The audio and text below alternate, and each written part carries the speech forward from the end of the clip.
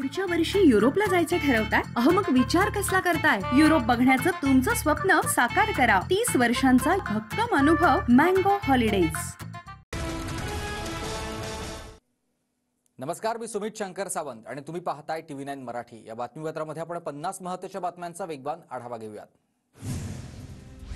कराडमध्ये सायंकाळी 5:30 वाजता पवारांची पत्रकार परिषद. राज्याच्या निकालानंतर पवार काय बोलणार याकडे लक्ष. आज भाजपच्या नवनिर्वाचित आमदारांची बैठक. फडणवीसांच्या उपस्थितीत या बैठकीचं आयोजन करण्यात आलंय. भाजपचे सर्व आमदार मुंबईमध्ये येण्यास सुरुवात. मुख्यमंत्री शिंदेंनी शिवसेना आमदारांची बैठक बोलावली. शिवसेनेचे सर्व आमदार मुंबईत येण्यास सुरुवात. मुंबईतल्या ताज लँड्स इंडिया हॉटेलमध्ये आमदारांची ही बैठक. या बैठकीत शिवसेनेचा गटनेता निवडला जाईल. राज ठाकरेंनी उद्या मनसेच्या नेत्यांची बैठक बोलावली आहे. विधानसभा निवडणुकीत झालेल्या पराभवावर मनसे चिंतन करणार. उद्या सकाळी 11 वाजता शिवतीर्थ निवासस्थानी बैठकीचं आयोजन. महायुतीच्या 6 नेत्यांची विधान परिषदेवर वर्णी लागेल. विधानसभेत डावललेल्या नाराजांना विधान परिषदेवर संधी मिळेल. भाजपच्या 4 जागा तर शिवसेना आणि राष्ट्रवादीचीही विधान परिषदेची 1 जागा रिक्त आहे. लोकांचा विरोध असतानाही बहुमत कसं? दाल में कुछ काला है. चमत्कारामागे कोण याचा शोध घ्यावा लागेल. नाना पटोलेंचं वक्तव्य. कालच्या निकालानंतर नाना पटोले दिल्लीला रवाना. नाना पटोले दिल्लीत हायकमांडची भेट घेतील. तर जनतेच्या मनात मताचं सरकार नाही तर जनताच असं म्हणते. नाना पटोलेंकडून कालच्या निकालावर करण्यात आले. संख्याबळ जास्त मिळालेल्या पक्षाचा मुख्यमंत्री होईल. मुख्यमंत्री पदावरील प्रश्नावर धर्माराव आत्राम यांचं वक्तव्य आहे. आत्रामांकडूनच भाजपचा मुख्यमंत्री होणार असल्याचे संकेत देण्यात आले. महायुतीमध्ये मुख्यमंत्री पदावर चर्चा झालेली नाही. मात्र अजित पवार मुख्यमंत्री व्हावे अशी कार्यकर्त्यांची इच्छा आहे. खासदार सुनील तटकरे यांचं वक्तव्य.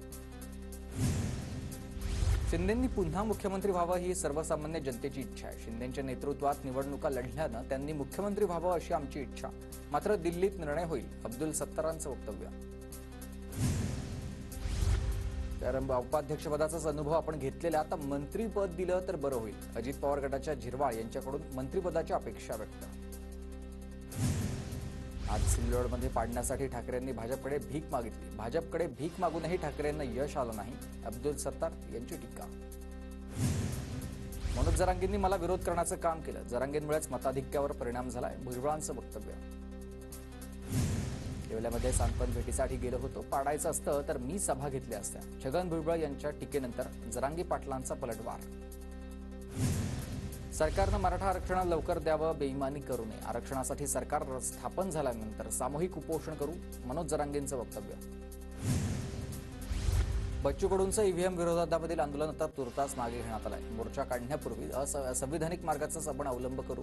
बच्चू कडूंची माहिती. निकाल आश्चर्यकारक आहेत. असे निकाल अपेक्षित नव्हते. नक्कीच काहीतरी झालेलं आहे. यशोमती ठाकूरांकडून शंका व्यक्त. कायद्याप्रमाणे जायचं असल्यास कुणालाही विरोधी पक्षनेतेपद मिळणार नाहीये. तर विधानसभा अध्यक्ष विरोधी पक्षनेत्याबाबत निर्णय घेऊ शकतात. निवडणूक निकालानंतर ज्येष्ठ घटनातज्ञ उल्हास बापट यांचं वक्तव्य. महायुतीला राक्षसी बहुमत मिळावं असं महाराष्ट्रात चित्रण होतं. महाविकास आघाडीनंच निवडणूक याचिका दाखल केली पाहिजे. मला संपर्क केलेल्या पराभूत उमेदवारांची याचिका दाखल करू. कायदेतज्ञ असीम सरोदे यांचं वक्तव्य. केस हरलेला माणूस यामुळे ठाकरे गटाची वाताहत झालेली आहे. कायदेतज्ञ असीम सरोदे यांच्यावर संजय शिरसाट यांची टीका. आमदार रणजितसिंह मोहिते पाटलांची भाजपमधून हकालपट्टी करा. माळशिरसमध्ये पराभव झाल्यानंतर राम सातपुतेंची मागणी. मोहिते पाटील भाजपचे विधान परिषदेचे आमदार आहेत. पुसद मतदारसंघ सलग 72 वर्ष नाईक कुटुंबाकडे. पुसदमध्ये यंदा राष्ट्रवादीच्या इंद्रनील नाईकांचा 90,000 मतांनी विजय झालाय. एकच मतदारसंघ सलग 72 वर्ष जिंकण्याचा विक्रम आहे. मला युतीनं पाठिंबा दिल्यामुळे माझा महायुतीला पाठिंबा आहे. महादेव जानकरांनी वेगळी भूमिका घेतल्यास मी सहमत नसेल. रत्नाकर गुट्टे यांचं वक्तव्य. अमरावतीच्या भाजप कार्यालयात नवनिर्वाचित आमदारांचा सत्कार. अमरावतीच्या 8 जागांपैकी 7 जागेवर महायुतीचे उमेदवार जिंकले. लोकसभा निवडणुकीनंतर महाविकास आघाडीत अहंकार वाढलेला आहे. विजय नम्रतेनं स्वीकारावा, अन्यथा तो पराभवाच्या दिशेनं जातो. मुनगंटीवारांचा मवियाला टोला आहे. उमेश पाटील आणि शरद पवार गटाचे विजयी उमेदवार राजू खरे यांचं अजित पवारांकडून अभिनंदन. अजित पवार गटाच्या यशवंत मानेंचा खरेंकडून पराभव. माझ्या विजयामध्ये मनोज जरांगेंचा सर्वात मोठा वाटा. जरांगे पाटलांचा धन्यवाद मानण्यासाठी त्यांची भेट घेणार आहोत. संदीप क्षीरसागर यांच्याकडून विजयाचं श्रेय जरांगेंना. चंद्रपूर आणि वर्ध्यामधील 10 जागांपैकी 9 जागांवर भाजपची सरशी. दोन्ही जिल्ह्यांचे पालकमंत्री सुधीर मुनगंटीवार यांच्या पालकमंत्री पदाच्या नेतृत्वात भाजपला यश. राज्यातील 15 उमेदवारांचा 1 लाखापेक्षा अधिक मताधिक्य घेत विरोधकांना धोबीपछाड. एकनाथ शिंदे, अजित पवार, धनंजय मुंडे, काशीराम पायरा, दिलीप बोरसे, शिवेंद्रराजे भोसले, शंकर जगताप हे विजयी झाले. भावांच्या 3 जोड्या आणि बहिणी भावांच्या 2 जोड्या विधानसभेमध्ये आहेत. नितेश निलेश राणे, उदय सामंत, किरण सामंत, आदित्य ठाकरे, वरुण सरदेसाई, तर दिलीप वळसे पाटील आणि त्यांच्या भगिनी सईताई डहाके आणि संतोष दानवे, संजना जाधव यांचा विजय. मराठवाड्यामध्ये 46 पैकी 29 मराठा आमदार विजयी. मराठा फॅक्टरचा सर्वाधिक फायदा महायुतीला झालाय. महाविकास आघाडीचे फक्त 4 मराठा आमदार विजयी झालेत, तर 8 ओबीसी आमदार विजयी झालेत. 8 पैकी 7 आमदार भाजपचे आहेत.